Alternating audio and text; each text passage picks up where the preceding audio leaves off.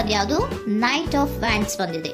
ಯಾವುದೋ ಕೆಲವೊಂದು ನಿರ್ಧಾರಗಳನ್ನ ಮಾಡ್ತಾ ಇರುವಂತಹದ್ದು, ಧೈರ್ಯದಿಂದ ಕೆಲವು ನಿರ್ಧಾರಗಳನ್ನ ನೀವು ಮಾಡ್ತಾ ಇರುವಂತಹದ್ದು ರೆಪ್ರೆಸೆಂಟ್ ಆಗ್ತಾ ಇದೆ. ಆಕ್ಷನ್ಸ್ ಅನ್ನ ತಗೋತಾ ಇರುವಂತಹದ್ದು ನಿಮ್ಗೆ ರೆಪ್ರೆಸೆಂಟ್ ಆಗ್ತಾ ಇದೆ ಬಾಟಮ್ ಆಫ್ ದ ಡೆಕ್ ಅಲ್ಲಿ. ಓಕೆ, ಇನ್ ನಿಯರ್ ಪಾಸಿಟಿವ್ ನಲ್ಲಿ ಏನಾಗಿದೆ, ನಿಮ್ಮ ಲವ್ ಲೈಫ್ ವಿಚಾರವಾಗಿದ್ರೆ ದ ಫೂಲ್ ಕಾರ್ಡ್ ರೆಪ್ರೆಸೆಂಟ್ ಆಗಿದೆ. ತುಂಬಾನೇ ಚೆನ್ನಾಗಿದೆ, ಜಾಯ್ಫುಲ್ ಆಗಿತ್ತು, ಬಿಗಿನಿಂಗ್ ತುಂಬಾ ಚೆನ್ನಾಗೇ ಇದೆ. ಕಾರ್ಡ್ ಬಂದಿರುವಂತಹದ್ದೇನು, ವೀಲ್ ಆಫ್ ಫಾರ್ಚೂನ್ ಬಂದಿದೆ. ಸೊ ನಿಮ್ಮ ಲವ್ ಲೈಫಿನ ವಿಚಾರವಾಗಿ ನೀವು ಕೆಲವೊಂದು ಬದಲಾವಣೆಗಳನ್ನ ನೀವು ಮಾಡ್ಕೊಂಡಿರುವಂತಹದ್ದು ಇಲ್ಲಿ ರೆಪ್ರೆಸೆಂಟ್ ಆಗ್ತಾ ಇದೆ. ಕ್ವೀನ್ ಆಫ್ ಕಪ್ಸ್ ಏನನ್ನ ರೆಪ್ರೆಸೆಂಟ್ ಮಾಡುತ್ತೆ.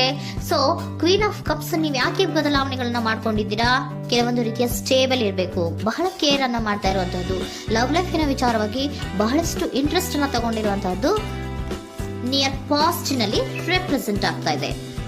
ಓಕೆ, ಎಟ್ ಪ್ರೆಸೆಂಟಿನಲ್ಲಿ ಯಾಕೋ ನಿಮ್ಮಲ್ಲಿ 2 ಆಪ್ಷನ್ಸ್ ಗಳು ಇರುವಂತಹದ್ದು ರೆಪ್ರೆಸೆಂಟ್ ಆಗ್ತಾ ಇದೆ. ಯಾಕೋ 2 ಆಲೋಚನೆಗಳನ್ನ ನೀವು ಮಾಡ್ತಾ ಇರುವಂತಹದ್ದು ಅಟ್ ಪ್ರೆಸೆಂಟಿನಲ್ಲಿ ರೆಪ್ರೆಸೆಂಟ್ ಆಗ್ತಾ ಇದೆ. 2 ಆಯ್ಕೆಗಳು ನಿಮ್ಮಲ್ಲಿ ಇರುವಂತಹದ್ದು, 2 ಆಲೋಚನೆಗಳನ್ನ ಮಾಡ್ತಾ ಇರುವಂತಹದ್ದು, ಏನೋ ಒಂದು ರೀತಿಯ ಕನ್ಫ್ಯೂಷನ್ಸ್ ಅಲ್ಲಿ ಇರುವಂತಹದ್ದು ನಿಮ್ಮ ಲವ್ ಲೈಫ್ ನ ವಿಚಾರವಾಗಿ ರೆಪ್ರೆಸೆಂಟ್ ಆಗ್ತಾ ಇದೆ. ಓಕೆನಾ. ಸೆಕೆಂಡ್ ಕಾರ್ಡ್ ಯಾವ್ದು ಬಂದಿದೆ, 10 ಆಫ್ ಕಪ್ಸ್ ಬಂದಿದೆ. ಸೊ 10 ಆಫ್ ಕಪ್ಸ್ ನಿಮಗೆ ಫುಲ್ಫಿಲ್ಮೆಂಟ್ ಇರುತ್ತೆ, ಸಮಾಧಾನ ಇರುತ್ತೆ, ಖುಷಿಯಾಗಿರುತ್ತೆ ಅನ್ನೋದು ನೀವು ಆಲೋಚನೆಯನ್ನ ಮಾಡಿದ್ರಿ. 2 ಆಯ್ಕೆಗಳಲ್ಲಿ ಯಾವ್ದನ್ನ ಸೆಲೆಕ್ಟ್ ಮಾಡಬೇಕು, ಸೆಲೆಕ್ಟ್ ಅನ್ನ ಮಾಡ್ಕೊಂಡ್ರೆ ನನಗೆ ಖುಷಿಯಾಗಿರುತ್ತೆ, ಸಮಾಧಾನ ಆಗುತ್ತೆ ಅನ್ನೋಂಥ ಯೋಚನೆಯನ್ನ ಒಂದು ಸಾರಿ ಮಾಡಿದ್ರೆ, ಇದರ ಮತ್ತೊಂದು ಸಾರಿ ನೀವೇನ್ ಅನ್ಕೋತೀರಾ, ಏನಾದ್ರು ನನಗೆ ಇದರಿಂದ ಮೋಸ ಆಗುತ್ತಾ, ಅಥವಾ ಇದರಿಂದ ನನಗೇನಾದ್ರು ತೊಂದರೆ ಆಗುತ್ತಾ, ನನ್ನನ್ನು ನಾನು ರಕ್ಷಣೆ ಮಾಡ್ಕೋಬೇಕಾಗತ್ತಾ ಅನ್ನುವಂತಹ ಆಲೋಚನೆಯನ್ನು ಕೂಡ ನೀವು ಮಾಡುವಂತದ್ದು ರೆಪ್ರೆಸೆಂಟ್ ಆಗ್ತಾ ಇದೆ. ಯಾಕೋ ನಿಮ್ಮಲ್ಲಿ ಸಮಾಧಾನ ಇಲ್ಲ, ಕನ್ಫ್ಯೂಷನ್ಸ್ ಇದೆ, 2 ಆಯ್ಕೆಗಳು, ಯಾವ ನಿರ್ಧಾರವನ್ನು ಮಾಡಬೇಕು ಗೊತ್ತಾಗ್ತಿಲ್ಲ. ಸೊ ಅದಕ್ಕೆ ನೋಡಿ, ನೀವು ಬೇಜಾರಿನಿಂದ ಮೂವಿಂಗ್ ಆನ್, ಬದಲಾವಣೆ ಆಗ್ತಾ ಇರುವಂತಹದ್ದು ರೆಪ್ರೆಸೆಂಟ್ ಆಗ್ತಾ ಇದೆ.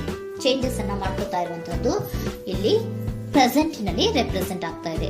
ಯಾಕೋ ಬೇಜಾರಿನಿಂದ ಕೆಲವೊಂದು ರೀತಿಯ ಬದಲಾವಣೆಗಳನ್ನ ನೀವು ಮಾಡ್ಕೋತಾ ಇರುವಂತಹದ್ದು 6 ಆಫ್ ಸೋರ್ಟ್ಸ್ ಅಲ್ಲಿ ರೆಪ್ರೆಸೆಂಟ್ ಆಗ್ತಾ ಇದೆ. ನೀವು ಈ 6 ಆಫ್ ಸೋರ್ಟ್ಸ್ ಮತ್ತೆ ಏನನ್ನ ರೆಪ್ರೆಸೆಂಟ್ ಮಾಡುತ್ತೆ ಅಂದ್ರೆ, ನಾನು ಲವ್ ಲೈಫಿನ ವಿಚಾರವಾಗಿ ಒಂದು ಬೆಟರ್ ಆಪ್ಷನ್ಸ್ ಅನ್ನ ಸೆಲೆಕ್ಟ್ ಮಾಡ್ಕೋಬೇಕು ಅನ್ನುವಂತಹ ಆಲೋಚನೆಯನ್ನ ಮಾಡ್ತಾ ಇರುವಂತದ್ದು ರೆಪ್ರೆಸೆಂಟ್ ಆಗ್ತಾ ಇದೆ. ಓಕೆನಾ. ನೀವೇನಂದ್ರೆ ಅಟ್ ಪ್ರೆಸೆಂಟಿನಲ್ಲಿ ನಿಮ್ಮ ಲವ್ ಲೈಫಿನ ವಿಚಾರವಾಗಿ ಬೆಟರ್ ಆಪ್ಷನ್ ಬಗ್ಗೆ ಯೋಚನೆಯನ್ನ ಮಾಡ್ತಾ ಇರುವಂತಹದ್ದು, ಅದರ ಬಗ್ಗೆ ಸ್ವಲ್ಪ ಕನ್ಫ್ಯೂಷನ್ ಅಲ್ಲಿ ಇರುವಂತಹದ್ದು ಅಟ್ ಪ್ರೆಸೆಂಟಿನಲ್ಲಿ ರೆಪ್ರೆಸೆಂಟ್ ಆಗ್ತಾ ಇದೆ. ಬಟ್ ನಿಯರ್ ಫ್ಯೂಚರಿನಲ್ಲಿ ಏನಿದೆ, 3 ಆಫ್ ಸೋರ್ಟ್ಸ್ ಇದೆ. ಕೆಲವೊಂದು ರೀತಿಯ ಬೇಜಾರುಗಳಿರುವಂತಹದ್ದು, ನೋವುಗಳಿರುವಂತಹದ್ದು, ಕೆಲವೊಬ್ರು ಅಳ್ತಾ ಇರುವಂತಹದ್ದು, ಭಾವನಾತ್ಮಕವಾಗಿ ತುಂಬಾ ಫೀಲ್ ಅನ್ನು ಮಾಡ್ತಾ ಇರುವಂತಹದ್ದು ನಿಮ್ಗೆ ರೆಪ್ರೆಸೆಂಟ್ ಆಗ್ತಾ ಇದೆ. ಯಾಕೆ ನಿಮಗೆ ಆ ತರ ಆಗತ್ತೆ ಅಂತ ಅಂದ್ರೆ, ಡೆವಿಲ್ ಕಾರ್ಡ್ ರೆಪ್ರೆಸೆಂಟ್ ಆಗಿದೆ. ಸೊ ಡೆವಿಲ್ ಕಾರ್ಡ್ ಏನನ್ನ ಹೇಳುತ್ತೆ, ಅಡಿಕ್ಷನ್ಸ್ ಅನ್ನ ಹೇಳುತ್ತೆ, ತುಂಬಾ ಯೋಚನೆಯನ್ನ ಮಾಡುವಂತಹದ್ದು, ಮೇಲಿಂದ ಮೇಲೆ ನೀವು ಒಂದನ್ನೇ ನೀವು ಯೋಚನೆ ಮಾಡ್ತಾ ಇದ್ರೆ ನಿಮ್ಗೆ ಅಲ್ಲಾಗುವಂತದ್ದೇನು, ನೋವುಗಳೇ ಅಲ್ಲಾಗುವಂತಹದ್ದು. ಸೊ ಯಾತಕ್ಕೆ ಅಂದ್ರೆ ನಿಮ್ಮಿಬ್ಬರ ಮಧ್ಯೆ ಕೆಲವೊಂದು ರೀತಿಯ ಘರ್ಷಣೆಗಳಿರುವಂತಹದ್ದು ರೆಪ್ರೆಸೆಂಟ್ ಆಗ್ತಾ ಇದೆ. ಕೆಲವೊಂದು ರೀತಿಯ ಮನಸ್ಸು ಒಂದೇ ತರ ಆಲೋಚನೆಯನ್ನ ಮಾಡ್ತಾ ಇಲ್ಲ. ಒಂದ್ಸರಿ ಆ ತರ ಯೋಚನೆ ಮಾಡ್ತೀರಾ, ಒಂದ್ಸರಿ ಈ ತರ ಯೋಚನೆ ಮಾಡ್ತೀರಾ, ಕನ್ಫ್ಯೂಷನ್ ಅಲ್ಲಿ ಇರ್ತೀರಾ, ಏನ್ ಮಾಡ್ಬೇಕು ಗೊತ್ತಾಗಲ್ಲ. ಸೊ ಅದಕ್ಕೆ ನಿಮ್ಗೆ ಬೇಜಾರು, ನೋವು ಇರೋಂಥದ್ದು.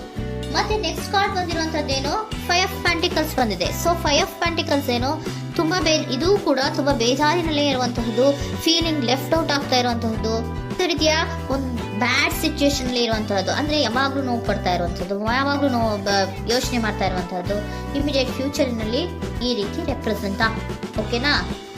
ಸೊ ದ ಮೂನ್ ಕಾರ್ಡ್ ಏನನ್ನ ರೆಪ್ರೆಸೆಂಟ್ ಮಾಡುತ್ತೆ ಅಂದ್ರೆ, ರಿಯಾಲಿಟಿಯ ಕಡೆಗೆ ಹೆಚ್ಚು ಗಮನ ಕೊಡದೇ ಇರುವಂತಹದನ್ನ ರೆಪ್ರೆಸೆಂಟ್ ಮಾಡುತ್ತೆ. ಓಕೆನಾ. ಇದಿಷ್ಟು ನಿಮ್ಮ ಒಂದಿನ love reading. Next angel guidance ನಿಮ್ಗೆ ಏನ್ ಕೊಡ್ತಾರೆ ಅನ್ನೋದನ್ನ ನೋಡೋಣ. ನೋ ಅನ್ನೋಂತ ಆನ್ಸರ್ ಅನ್ನ ಕೊಡ್ತಾ ಇದ್ದಾರೆ. So no, not the right time. ನೀವೇನು ಕೂಡ ಈ ಕನ್ಫ್ಯೂಷನ್ ಅಲ್ಲಿ ಇದ್ದಾಗ ಯಾವುದೇ ರೀತಿಯ ಡಿಸಿಷನ್ಸ್ ನ ಮಾಡೋದಕ್ಕೆ ಇದು ಕರೆಕ್ಟ್ ಆಗಿರುವಂತಹ ಟೈಮು ಅಲ್ಲ. Perfect timing. So perfect timing ಅನ್ನ ಬಂದಾಗ ನೀವು ಕೆಲವೊಂದು ರೀತಿಯ ಡಿಸಿಷನ್ಸ್ ಅನ್ನ ಮಾಡ್ಬೇಕಾಗತ್ತೆ. ಯಾವಾಗ ಅಂದ್ರೆ ನೀವು ಮನಸ್ಥಿತಿಯನ್ನ ನೀಟಾಗಿ ಇಟ್ಕೊಂಡಾಗ, ಕೆಲವೊಂದು ರೀತಿಯ ಕನ್ಫ್ಯೂಷನ್ಸ್ ಇಂದ ನೀವು ಆಚೆ ಬಂದಾಗ, ಯಾವಾಗ ನೀವು ಕ್ಲಿಯರ್ ಥಿಂಕಿಂಗ್ ಅನ್ನ ಮಾಡ್ತೀರಾ ಅದು ಪರ್ಫೆಕ್ಟ್ ಟೈಮಿಂಗ್. ಸೊ ಆಗ ನಿಮ್ಗೆ ಕೆಲವೊಂದು ರೀತಿಯ ಫರ್ಗಿವ್ನೆಸ್ ಅನ್ನೋದು ಇರುತ್ತೆ ಅನ್ನೋದನ್ನ ಏಂಜಲ್ ಗೈಡೆನ್ಸ್ ನಿಮ್ಗೆ ಹೇಳ್ತಾ ಇದ್ದಾರೆ. ಸೊ ಹಾಗಿದ್ರೆ ಸರೆಂಡರ್ ಕಾರ್ಡ್ಗಳು ನಿಮ್ಗೆ ಏನ್ ಹೇಳುತ್ತಾರೆ ಅನ್ನೋದನ್ನ ನೋಡೋಣ. Surrender to your soul path. Your life journey has been perfectly designed for your soul growth. Embrace every lesson and every moment. ನಮ್ಮ ಜೀವನದಲ್ಲಿ ಬರುವಂತಹ ಎಲ್ಲಾ ಕೆಲವೊಂದು ಮೂಮೆಂಟ್ ಗಳನ್ನ ನಾವು ಪರ್ಫೆಕ್ಟ್ ಆಗಿ ದೇವರು ಡಿಸೈನ್ ಮಾಡಿರ್ತಾರೆ. ಅದಂದ್ರೆ ನಮ್ಮ ಲೈಫಿನಲ್ಲಿ ಏನೇನ್ ಆಗ್ಬೇಕು ಅನ್ನೋದನ್ನ ಮುಂಚೆ ದೇವರು ಬರ್ದಿರ್ತಾರೆ. ಸೊ ಅದು ಹಾಗೆಯೇ ನಡೀತಾ ಇರುತ್ತೆ. ಓಕೆನಾ? ನಾವು ನಮ್ಮ ಲೈಫ್ ನಲ್ಲಿ ಬರುವಂತಹ ಪ್ರತಿಯೊಂದು ಲೆಸನ್ಸ್ ಅಥವಾ ಪಾಠಗಳೇನಿರುತ್ತೋ ಅಥವಾ ನಾವ್ ಏನನ್ನ ನಮ್ಮ ಜೀವನದಲ್ಲಿ ಬರ್ತಾ ಇರುತ್ತೋ ಅದು ಒಂದು ನಮ್ಗೆ ನಮ್ಮ ಲೈಫಿನಲ್ಲಿ ಒಂದು ಲೆಸನ್ ತರ.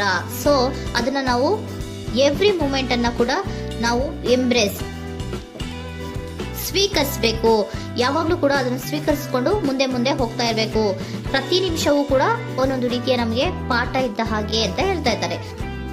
Surrender unhealthy relationship. Let go a relationship that don't serve you, including unavailable or toxic people. You deserve to be treasured by others and to be surrounded by positive people. Unhealthy relationship ನ ಕಡೆಗೆ ಹೆಚ್ಚು ಗಮನವನ್ನ ಕೊಡಬೇಡಿ. ಈ toxic people ನ ಕಡೆಗೆ ಹೆಚ್ಚು ಗಮನವನ್ನ ಕೊಡಬಾರ್ದು. So ಯಾವಾಗ್ಲೂ ನಾವು ಪಾಸಿಟಿವ್ ಆಗಿ ಥಿಂಕ್ ಮಾಡುವಂತಹ, ಪಾಸಿಟಿವ್ ಆಗಿ ಆಲೋಚನೆ ಮಾಡುವಂತಹ ಜನಗಳ ಜೊತೆಯಲ್ಲಿಯೇ ನಾವು ಹೆಚ್ಚು ಇರಬೇಕು ಅನ್ನೋದನ್ನ ನಿಮ್ಗೆ ಸರೆಂಡರ್ ಕಾರ್ಡ್ ಹೇಳ್ತಾ ಇದ್ದಾರೆ.